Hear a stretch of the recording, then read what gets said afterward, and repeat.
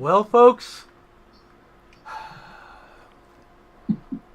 sorry, it's Thursday, 2 p.m. Pacific. I'm Fred McMurray, and God knows I'm tired. But this must be...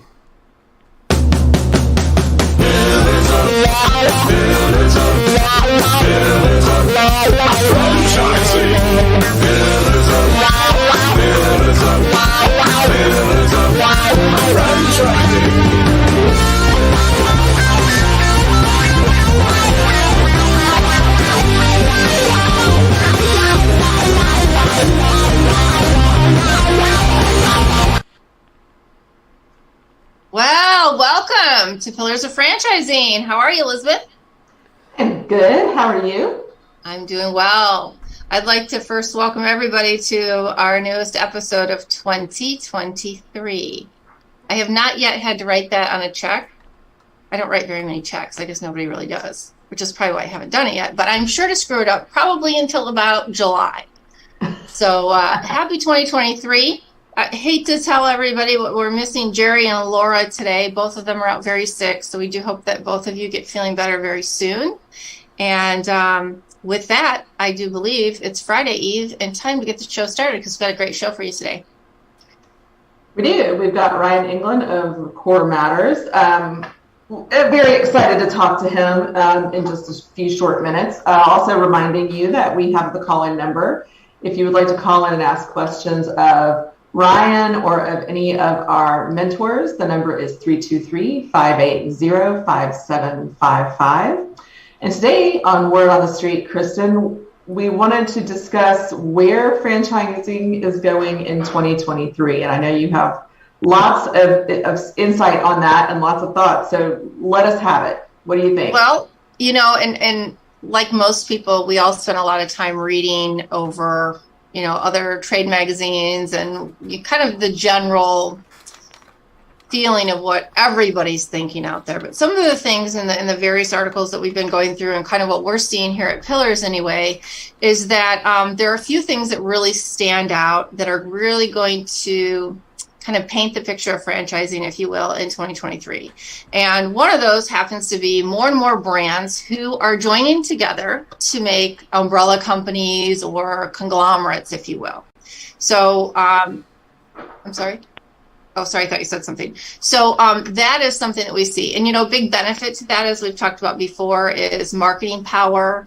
In some cases, if you take smaller franchisees like myself, who is considering buying additional home service brands, I create my own little umbrella company where I can leverage my customer lists and things of that nature, right? So there's a lot of benefit to joining forces with whether you're a franchisee and you want to build your empire with different pieces of home services like I'm talking about, or if you're a couple of smaller, maybe emerging brands and you decide to get together with another emerging brand and build something a little bit bigger. So I think that's going to be really exciting. With that, as we talked about last year and a little bit the year before, the Great Resignation, I didn't think we'd have to ever say that again, but it is still out there. And the thing with that is it's pushed a lot of corporate people, a lot of corporate leaders into the franchising sector, which I think is very interesting because you start to see different perspectives. You see people coming in at different levels of management based on what their background is. And then you see some people who come in and they're really kind of trying to get used to this whole entrepreneur franchisee position, if you will, trying to figure out how to make that work. Different than being a C-suite guy and then you come in and you're running a cleaning franchise, right? It's very different. And with that, some of them are also now going into other parts of franchising, whether it be being a consultant, working for a franchisor. So very interesting. We've said many times PE firms, right? Private equity.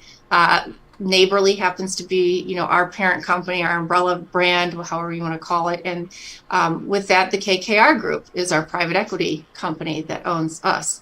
And so you'll see more and more that private equity is coming in because they're looking at these proven concepts and they look at how tightly a franchise is run, how well organized, how profitable, and they want a piece of that pie too. So in a lot of times, that's exactly what a smaller franchise system needs because they need capital. And of course, that's what private equity gives you. And then we've got a lot of colleges, that, which I love, and we talk about the Palm Beach Atlantic Titus Center for franchising a lot, but Louisville's got a franchising program, so does one out on the East Coast. Forgive me for forgetting the school. But you see more and more schools getting interested in incorporating franchising classes into their business programs. So I think that's going to, as John always says, start educating the next generation of franchisees and franchise professionals. So I think that's really good coming up. And for people who are looking to buy, there's never been a time like this where so much information on franchising is available. Again, you've got universities, you've got every social platform out there. You've got several different podcasts like ours that talk about pros and cons and ins and outs. Ours is a little different because most of us are all franchisees. We've been there, done that. Karen's a franchisor, so we've got a blend of people. But there's no shortage of information for people. And lastly, and I think this is probably one of the biggest things, and that is the engagement that IFA has had in franchising, whether it's from their government involvement, whether it's from veterans programs, whether it's from diversity, equity, and inclusion. I think they have really been active and really been working hard to make sure that the word is out, programs are out, and of course, making sure that every franchise system is run to the best of its ability and is a good, solid investment for anybody who's looking to do franchising. So a little longer word on the street, quite a long list, but it's all good stuff coming up in 2023. It is all good stuff. And that is all very exciting. And we're trying to get involved in as many of those things as we possibly can and pass that information along to our viewership. So don't forget, if you would like to call in and ask questions, 323-580-5755, or you can go to the website, pillarsoffranchising.com, and hop on our chat. Yes, and you're going to want to chat with our next guest. Because every small business out there, am I right? Every small business, every franchise needs some of your help, Ryan Englin. Yeah, I hear it a lot. Everybody is struggling right now to find and keep good people. Yes. So let me tell you, I met Ryan Englin, Ray and I, down at a neighborly reunion. And the big issue that he was talking to us about is not just the fact that we need people, right? And this is what I really liked about what you had to say, Ryan. It's not about just people. It's about hiring the right people for the right reason in the right places, right? So that you get the right cultural fit, you get the right fit in terms of skill level and or someone that can elevate themselves through training, things of that nature. So you've been, you started your company back in 2011, right? Core Matters. Yeah. And can you tell us a little bit about that and what you've been up to this last, 22 years? 12 years. Yeah, I can't do math. That's okay. That's okay. Wait a minute. Does that sound right? It seems like 22. It seems like 22, right? Someday. Yeah. The last 2 years have felt like a decade. Agreed. So I'll go with that. Agreed. You were suddenly thinking you missed some birthdays, weren't you? Yeah. You're like, wow, how did that happen? So when we first started out, we were a typical digital marketing agency, and what we did was websites, email, advertising, all this stuff for home service companies, whether they were part of a franchise or not. We did that for a few years, and it turned out that that wasn't really the issue that they had, as much as they had a bunch of empty trucks sitting in the yard, and they weren't able to service the leads that we were generating for them. So they would call us and say, turn the leads off, pause them this month. We don't have enough techs. We can't make it happen. So in 2015, I said, well, let me see if we can solve that problem. Because one of the things that I realized in my corporate life, as well as being an entrepreneur, is that recruiting is a marketing activity. It is not an HR activity. It is a marketing activity. And we were a marketing firm. Yeah. So we can solve this problem. Turned out we were really good at it. So good at it that we had one company tell us they had 4 empty trucks. 3 weeks later, they called us. They go, we got all 4 trucks filled and we got 2 more on order because we have that many techs coming. So I said, well, this is a heck of a lot more fun. And there's such a greater need for this. And no one is really solving this problem in the small business space. Lots of tech companies talk about unlimited PTO and nap pods and all that other stuff. But when you're in services, you can't do that. I mean, it's remote work all the time, but not at your home. Right. You're out at the customer's home. Yeah. And So how do you break down? I mean, and thank you, Karen, for joining me today, because this is right in your wheelhouse as well with Dale Carnegie. How do you take, I mean, that's a big web of potential issues. How do you narrow that down to make it work? So what we found is that I hear this all the time. I can't find any good people. And when I talk to business owners, I'll say, how many people do you have on your team last year? And they'll go, 12. How many W-2s did you issue? 73. You don't have an issue finding people. You have an issue finding the right people and keeping them. So it's a double-edged sword here. We can't just work on filling a pipeline with new applicants and new hires. We have to make sure that we're engaging and keeping them. And so as much as I say that we focus on recruiting, really what we're focused on is recruiting the right people so they stay. Awesome. Karen, what do you have to say to that? Love it. And it's, I sing that too. You're right. People, they focus on recruit. And I hear we just need a warm body in here. No, you don't. Stop it. Right. Extra set of hands. Yeah. So, when you talk about recruiting like the right people, are there a few common traits or common criteria or things that you see in candidates that you're like, talk about right people? Here's some key things you always need to have no matter what industry. Yeah. So the thing about the right people is they're the right people for you. So everything we do is predicated on this idea. And I'm sure someone on this can answer this for me or finish it. People don't leave jobs. They leave Managers. Yeah. And managers and bosses and toxic cultures and you name it. They don't leave the job. They don't leave the skill set. They don't leave the work. They don't leave the customer. They leave the boss. And so if we want to find really good people, we got to find people that are going to work well with us. We got to find people that are going to work well in our culture, that are going to be a good part of our team. And the only way to do that is to get really clear on who we are, which most small business owners spend almost zero time on. Yeah. And don't you agree? I think part of what we had talked about too is that sometimes you have to take somebody who has the right cultural fit, the right attitude, and give them the skills that they need to do the job. And that in turn really empowers them and makes them feel like they're part of something a lot bigger.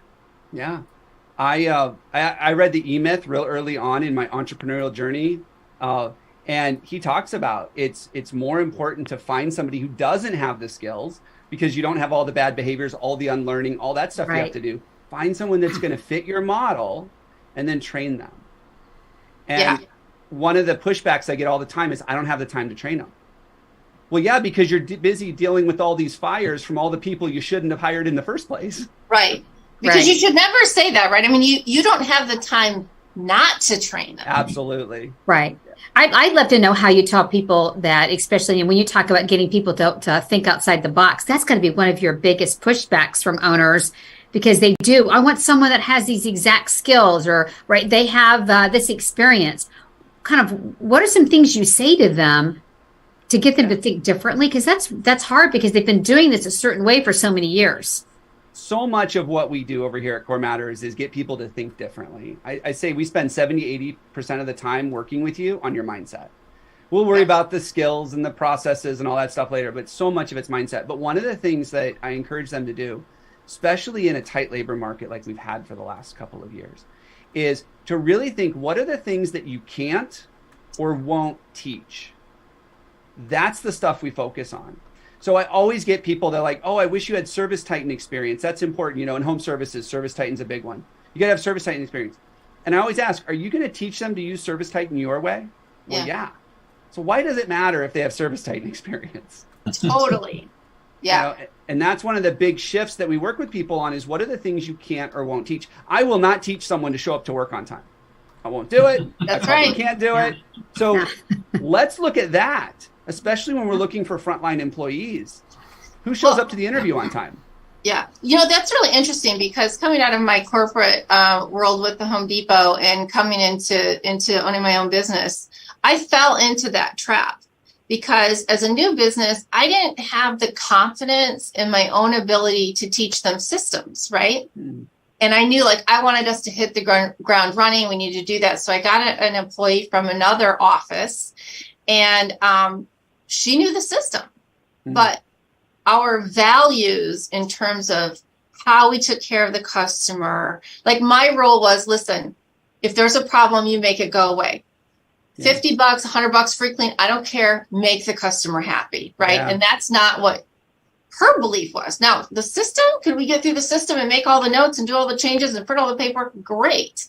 Mm-hmm. But the customer service experience wasn't what I was looking for. And so to your point, exactly, you have to be really careful. And after that, I figured out I wanted somebody for my business who had been in retail or who had been in restaurants, because those are the ones who are frontline, customer facing, abused, like there's no business, right? And right. So I knew they could take that part, and we'll figure out the system, even if we got to put somebody on hold and it takes us 3 minutes to figure out how to find their record, right? Yeah. That part we can get along, as long as we can kill them with kindness. Yeah. So now tell me a little bit. I found this very interesting about your dad and what inspired you for this business. Yeah, so I grew up in a blue collar family. My dad was in manufacturing, and he had his own plant pretty much as far back as I can remember. And I remember as a child, like elementary age, where after school in the evenings or even on the weekends, I'd be down at the plant with my dad. I'd be helping him reorganize the warehouse. I'd be helping him with machines, handing him tools, doing all this stuff. I thought I was hanging out with dad. Turned out I was very inexpensive labor, and I did what I was told.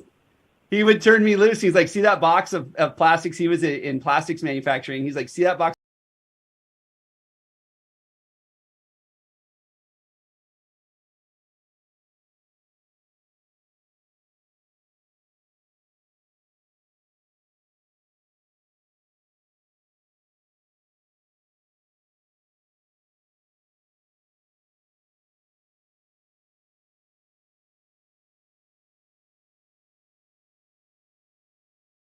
Because he had a bad company. It's because no one ever taught him what to do.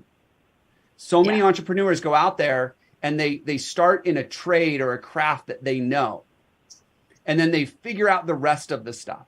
Yes. They figure out the finances, they figure out the insurance, they figure out the lead generation. But when it comes to hiring, it's one of those things that I think most entrepreneurs just say, you know what, I have to do it. I'll just grind my teeth and get through it as fast as possible. And who cares about a process? Who cares about learning it? Yeah. Because they just need people. And that's the focus. And many times they don't realize that those people and the addition of people, that's part of their culture. What is it? Culture's made by you adding one person at a time. So sometimes I think you don't realize that, especially when you're trying to build from the ground up. Yeah. And seeing my dad be an owner operator and dealing with that, what really inspired me was to help so many other owner operators out there or small business owners who, I remember my dad, and I truly believe this, I have a good relationship with him. I truly believe that he worked that hard to take care of the family. And I know so many entrepreneurs that are that way. And I know so many that have gotten to the point where they're in their 60s now. And they're like, I missed my kids growing up. I'm selling because I'm not going to miss my grandkids growing up. Yeah. And that's what really inspires me to do this and really work with small business owners on this, is so that they can focus on getting their life back. And the easiest way and the fastest way to do that is to hire good people you can trust.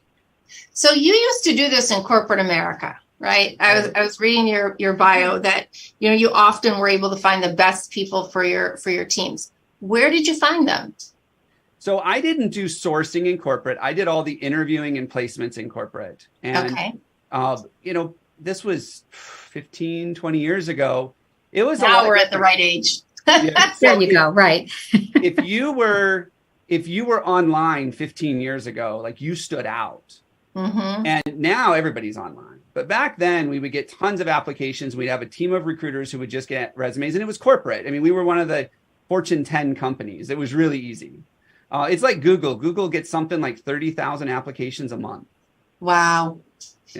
And so when you have a big name, it's really easy to source. But the problem is now you've got to get through all of those resumes. You've got to get through all of those interviews. I remember there'd be days where we'd interview 30 or 40 people in a day, just every day for weeks until we built a new team. And what I learned real quickly was that the interview shouldn't be about skills. It should be about, are you going to fit? Right. Are we going to like working together long term? Yes, we're going to talk about skills, but that's later. Sure. Yeah. So you've helped so many different small businesses and franchises. Where do you start, or what has been like one of your favorite categories within franchising or small business that you've had to kind of help turn around, change their paradigm on the whole hiring? So you mean like an industry within the? Yeah, yeah. I love home services. You do? My Okay. favorite. I love it. Super passionate about it. So many of the entrepreneurs that get into home services, you mentioned corporate. There's a lot of corporate execs now getting in. Well, guess what? They didn't have they had HR departments. They didn't have recruiters. They didn't have to do it themselves. They had a team of people behind them. And so a lot of times, especially in the franchising space, I love working with them because they have that big picture mindset, especially the corporate executives, but they never had to do it unless they were in HR. They never had to do that. So we get to work directly with them and just show them a process, which most corporate people like, on how to do this. Awesome. Absolutely. One of the things I was thinking of is, you've mentioned the word culture a couple of times and the right fit with culture. What advice do you have for franchisees on even like trying to figure out what their culture is, and then how do they even define that culture so they can use it as a way to attract people? Yeah. So we have a process we walk all of our clients through, but in a nutshell, the first thing we do, because in the entrepreneur space, it's usually the owner is very involved and they inject their value system and their belief system throughout the entire organization. So the first thing to do is sit down as the owner and say, what is it that is important to me about how people behave and what they believe? And your values are in that. Your core values are in that exercise. And then once you have that, get really clear on what it means to you. Because what integrity means to me, we could probably ask everybody on this call right now, and we would have everybody have a different answer. Absolutely. Yes. And so get really clear on defining it and learn how to communicate that to your team and to the job market. Awesome. I think that can be true for franchisees too. I mean, a lot of that is, I always call it the soft skills stuff, right? That even though you have a model, but that's strictly a model, and it's all operations. It's not people. And people can't be treated like a process, Exactly.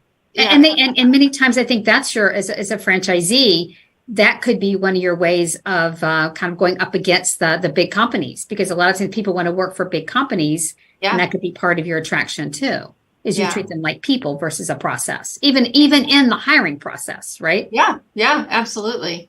So Ryan, as we're coming kind of to a close, what are like 2 or 3 things that you think people listening today really need to take away from this? Because they're all struggling with people right now. Yeah. So I tell people this a lot in my talks. If you're struggling to attract good people, consider that you may not be attractive to good people. And that might be really hard to hear. That's hard. But if you think about it, if good people aren't showing up, maybe it's because the good people don't like what they see. Whether that's on your online presence, that's your customer reviews, or maybe even the way you deal with it when they apply. And so become attractive to the people you want to attract. We use a lot of fishing analogies in the work we do. If you want to catch a certain type of fish, not only have to go where that fish is, but you got to use the kind of bait that they're going to want to bite on. Well, and Karen, that's all about figuring out what their why is, right? Absolutely. And not only figuring it out, and then I'm sure, Ryan, you work with them on it. How do you live it? You're figuring it out, communicating it, and how do you live it, right? Yeah. I believe that the number one reason organizations have problems or we can't build effective teams is because of lack of communication or improper communication. And so we have to do that. And so we help our clients build a lot of controls in place so that their team can hold leadership accountable for communication and proper communication. Yeah. That's awesome. I'd love to see some of those tools. That really interests me, how you integrate those things in. And anything else you think people need to be on the lookout for or aware of as we trundle ourselves into 2023? I would just say that right now, you'd mentioned the Great Resignation, and now we have quiet quitting, and we have quiet firing, and we have quiet hiring, and everything. All these buzzwords, which is all stuff that's been happening for a long time. But here's the reality. People want to be valued as human beings. They want to be valued as people. And guess what? When you hire somebody, you get the whole package. You don't just get the worker that's 8 hours a day. You get their hopes, their goals, their dreams, their drama, their health issues. You get the whole package. Yeah. And So as much as I see a lot of business owners want to compartmentalize that and say, no, for 8 hours, you got to be on, you got to do this. Guess what? You get the whole thing. That's right. And, That is so I true. think that until you can acknowledge and accept that, doesn't mean you have to tolerate low performance or tolerate this stuff. But the sooner you can accept you get the whole package, the sooner you're going to be able to connect better. The sooner people are going to feel valued. And when people feel valued, they're not going to leave you for $1 an hour. They're not going to leave you for $2 an hour, because people do not like looking for work. They hate it. Yeah. And I don't like that either. give them a reason to want to stay. That's awesome, Ryan. You have been fantastic, just as you were on the neighborly stage giving your talk. And I really hope that people out there today have been able to take something away. The whole look in the mirror and why, are you attractive? That's really a good point for everybody to think of, I have to say. Yeah. And not just your hair, it's everything else, right? It's the whole package, Kristin. It is, yeah. No, I have a story to tell you about that, Karen. Yeah. That's another show. Yeah. But Ryan, tell us how our people can find you. Where do they find you? We're all over the internet. My last name is spelled Englin. That's an important one. You spell it like the country, you're not going to find me. That's right. But corematters.com. They can learn all about us. We've got our podcast there. We have a lot of material that they can download, books and some videos that they can learn from. I just want to be a resource to people, because I think the more impact I can have on more companies, the easier this is going to get for everybody. I love it. Absolutely. Yeah. Thank you so much, Ryan. I appreciate you being on the show. And we'll certainly be connecting with you again soon. We might be able to integrate some of your podcasts into our blogs and see how we can get the word to spread like wildfire out there. Fantastic. Thank you for having me today. Thanks, Yeah, Ryan. all the best to you. Bye. Hey, franchise owners, how's your local marketing? Do you feel like you could use some help keeping up with your social media posts and comments and reviews? Do you wonder if you could be doing more to attract local customers? Are you able to identify new move-ins to your local area? At Westvine, we help franchisees like you reach more local customers through digital marketing. With daily monitoring, creative content, and ad placement, and customer data intelligence, we'll get your business in front of the people who want your products or services. We also work with franchisors who need an agency to handle the digital marketing for all of their locations. If you're ready to reach more local customers, give us a call at 805-265-5440 or visit us at westvine.com. That's 805-265-5440 or westvine.com. Welcome, Ray. Where have you been? No, I've been traveling. Jealous. But it's not, people ask you, where's the best place you've been? It's always the last place. Okay. So we just got back from a wonderful trip, and we're looking forward now. We're going to Tampa in a couple of days. But anyway, you're the guy who loves this kind of crappy weather that Karen and I are dealing with, and then you're like, "Oh, and we're going to Tampa," and we're stuck here. Yeah. Well, I'll try to bring back some of that warmth and sunshine. No, you see, what you're supposed to say is the bus is big enough for everyone. Grab your bags and come along. I agree. He couldn't take me, I think, in a bus more than maybe like 2 days. Just gonna say. You haven't seen the bus. Yeah, it's a little different. Yeah. So let's talk about this great interview with Ryan Englin. I don't know, Ray, you got to watch him at the reunion like I did, and I got super excited. I'm like, finally, somebody who's giving the message that we all need to hear. Right. But there's a second part of that kind of plays right into this, right? And Karen, we kind of talked about this with Ray on Tuesday, and that's the part that once you have them and you're sure you got the right fit, how do you keep them engaged long term? How do you keep them growing? How do you keep giving them ongoing targets and reward them for those targets that they make, right? And we talked about that really kind of being like a performance management. Okay. Absolutely. Yes, you can call it that. No, it's yeah. You know, I mean, that's the technical term, performance That's right. management, right? But, That's the technical. what do you call it, Ray? Early in my career, we used to do reviews on people. And so I would travel to the destination where the person was I was supposed to review, and I'd let them know they're being reviewed. And I ran into a lot of obstacles. People were so nervous they were literally shaking in their boots, and they locked their van and locked themselves out of it. So I stopped doing that, and I basically rewrote everything, and I came up with I'm coming out just to visit, just to see how you're doing. Okay. It was actually a review. Yeah. Right. And then another thing I developed was I don't think I was the developer of it, but I heard it was called a 360 review.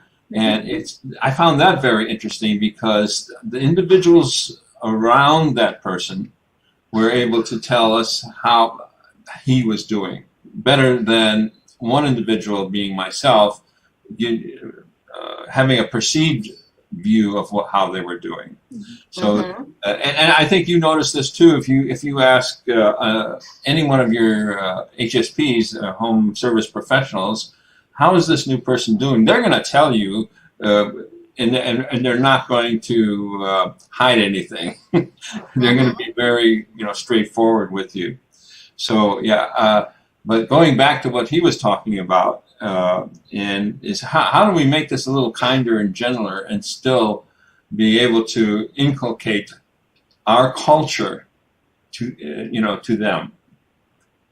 Karen, what do you have to say on the matter of performance management, aka reviews? Several things, of course, right? So I mean, first would be, even Ray, when you were talking about like 360s or any type of review, it needs to be, it's human-centered, it's person-centered, and I think it's the whole person. It's not just, here's all the list of all the things you need to be doing, but it's growth. It's who are you? It's making it more holistic. That's one thing. Second thing is getting their feedback. So many times that when people do reviews and they're all one way, or even we're giving you this information about you, it's fascinating when I started asking them, rate yourself. I'm going to rate you. We're going to come together and talk about, what are some of the gaps? And I would always have the employee go first.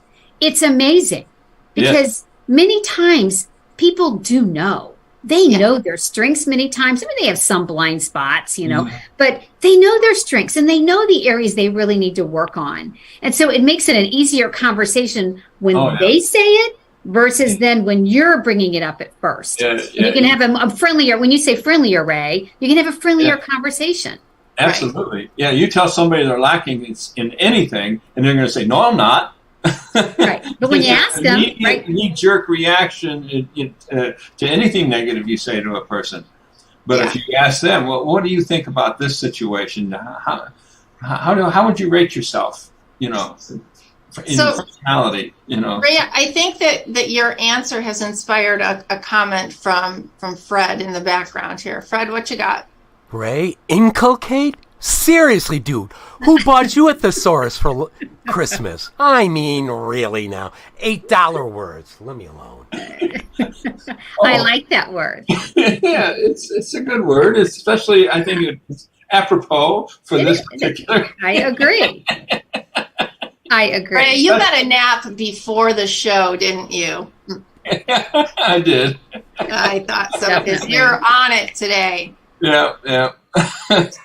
That's awesome. Yeah, and kind of to both of your points, I mean, that all starts with creating the right environment and setting expectations up front, right? To say, hey, listen, we know you're new. We know, I always tell my girls, it's going to take you, probably 2 months before you are able to carry a full load like all the other teams, before you're not needing to be corrected or coached along the way, right? And so if they know that, it makes them a little more comfortable. They know they don't have to be perfect in 2 weeks, Absolutely. and And if they expect that, hey, in 6 months, we're going to sit down and just talk about like, what do you like? What do you not like? That's usually how I start with people is, so tell me, what do you not like about the job so far? And then now tell me what you really like. And then we can go into the conversation. Well, there might be a reason why you don't like that. And it might be because you're not following the procedure or whatever the case may be, right? But it's, Karen, to your point, get them to open up, and then it's almost like it's their meeting, which it is, by the way. Absolutely. And it's more about, when you talk about keeping people, the more we can communicate with them, I'm on your side. Like, I'm on your side and I want you to succeed. That's part of the connection. Yeah. And when they feel that, then again, it doesn't feel like I'm getting either interrogated or you're trying to think of all the bad things that I do. It's a positive and a growth conversation. Mm-hmm. Right. Yep. And when we talk about, a couple of shows ago, we talked about keeping your employees engaged, right? This is one of the key foundations of having them engaged, is understanding what expectations are, making sure they know that you are with them to help them achieve those expectations and to help them get better. Mm-hmm. Yeah. And I'll add like a next piece, because sometimes, what someone might be thinking listening to us is, well, that's if someone's doing really well. What if I've got a problem employee, or what if I've got someone I really got to talk with, and, it's, to me, it's the kind of the same thing with, I'm on your side. They might not be a fit. There are things they might not be doing well. But again, I think it's how we communicate that. I also think that too many times as franchisees, we tend to be so busy, we might not give, Kristin, you were talking about that you're working with them and setting expectations and talking. So then at 3 months, they sort of know things. If you don't do that and you have no conversations, and then you wait to sit down with someone and talk about their performance, that's where it also doesn't set a good stage as well, too. So that's why they need that regular feedback up until a formal review. Sure. And I think, when you talk about the franchise model or a small business where you have fewer people, I found for me, it's great to have somebody between me and that associate or that employee, because then if there's some kind of tension, they've got an out, right? They can come to me as the neutral party. A lot of times, because our employees work as teams, some of the first things that we hear about is that they're not happy because they don't like the person they're working with, right? Yeah. Their personalities don't click. They don't respect each other. The other person's too bossy, right? We're all women at this, at my company, right? So there's a lot of stuff that happens. And so I think it's important to understand those dynamics earlier on and make yourself open to that. And I've had situations where people said, I really don't like the manager. I don't like the way she talks to me.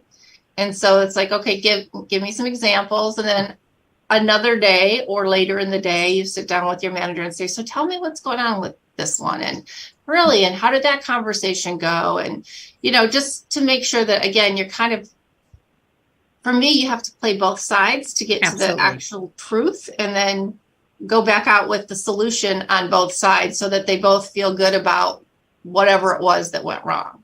Right. Because they both have a perception, and their perception in their minds is the right one. So it's trying to figure out, what is it? The truth lies in the middle somewhere. It's true. It's kind of their perceptions of their reality, and then trying to figure out, how do you bridge those gaps? Yep.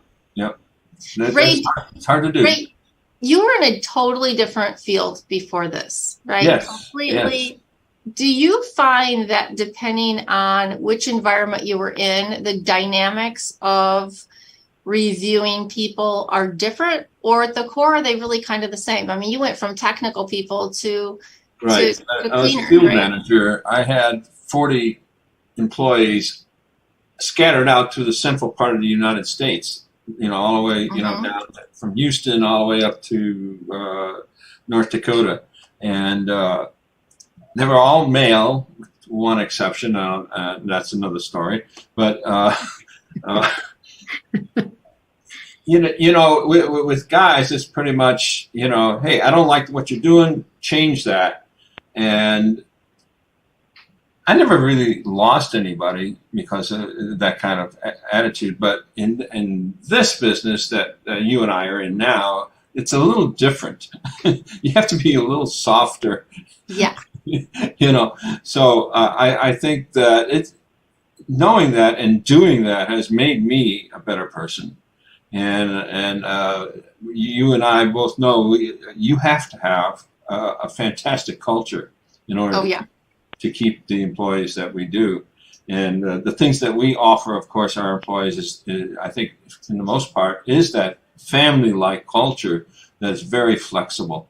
Because the ladies have a tremendous job of not only bringing in some money, but then as this one wonderful employee, when I asked her, what's the best part of your day? She says, coming to work. Because her job just begins when she gets home.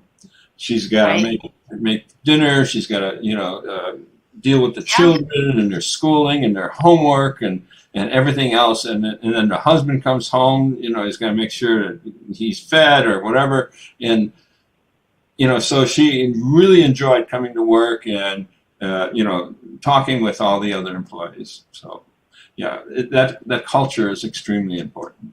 Sure. Well, and that is like Ryan said, you get the whole person. Mm-hmm. Yeah. And I think when you're a small business person, you're not hiding behind an HR department. You're not hiding behind a logo, right? It's you. You are your business. And if you can't figure out, or you don't try to engage with that employee to understand their why, right, Karen? Like, why are they here? What are they doing?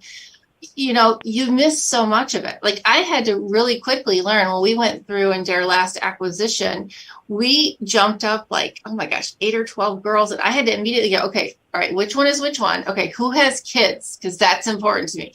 Because I know that if they have children, we've got days off, we've got conferences, we have first day of school, we have all these things that we have to adjust for and be ready for. And then you have to tell, the partners and tell the customers, and this team's going to be there, but they're not going to start till 9 instead of 8.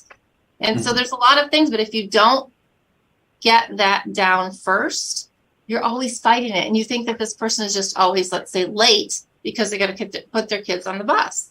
Right. And you're not trying to fit, you're not just trying to fit them in a mold. You're working with them with that flexibility. And that's part when we talk about connect, that's one way of connecting with them, and they see that you care.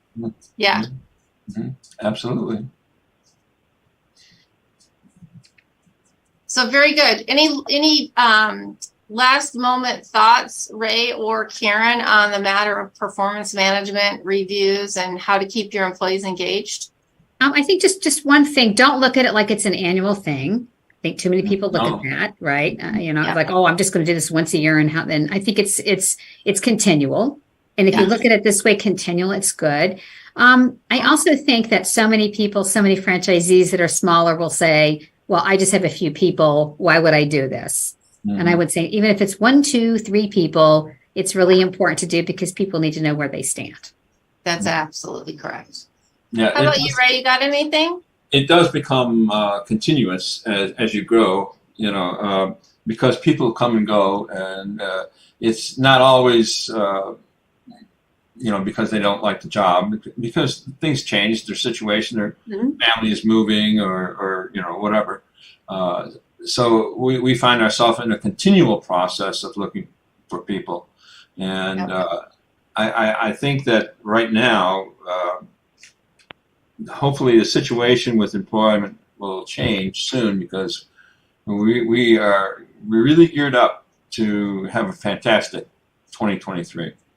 Absolutely. Absolutely. And my final thoughts to all of you would be just remember to be kind, be compassionate, because we all still, believe it or not, need it after the last couple of years. So that's the truth. Oh, wow. With that, I think we have to go pay some more bills. As usual, thank you for joining Pillars of Franchising. We appreciate every single one of you. We want to give a shout out to our sponsors, the Titus Center for Franchising at Palm Beach Atlantic University. You can find them on the college's website. Also, Franchise Show 247, which can be found at franchiseshow247.com. We couldn't do without our sponsors, and we appreciate their support. Don't forget, we love to have calling guests. Our number to call in is 323-580-5755.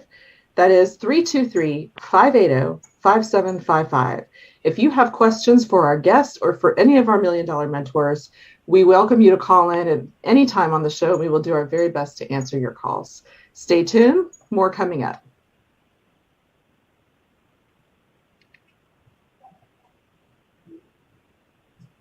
I pulled a what we now call this year a Kristin by not taking mute off. Elizabeth has been relieved of that title. So with that, we'd like to thank you all for joining us on the show today. And thank you to our guest, Ryan Englin of Core Matters. As always, we appreciate our $1 Million mentor, Ray Pillar, and Karen Kimsey-Sword of Dale Carnegie, as well as our producers, Fred McMurray and Elizabeth Denham. Get well to Jerry Akers and Laura Liss. I am Kristin Selmeczy, and together we are your resource for franchising success. This has been another episode of the Pillars of Franchising, and remember, the dream starts here.